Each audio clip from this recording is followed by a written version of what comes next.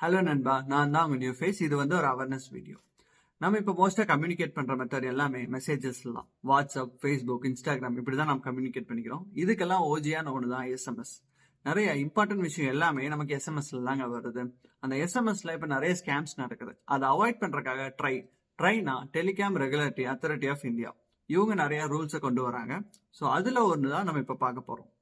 First, alphabetical suffix. இது என்னன்னா அவங்க மெசேஜஸ்க்கு பின்னாடி ஒரு சஃபிக்ஸை ஆட் பண்ணுவாங்க.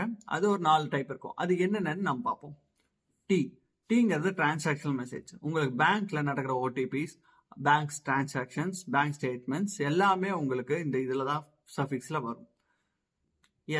எஸ்ங்கிறது சர்வீஸ் மெசேஜ்.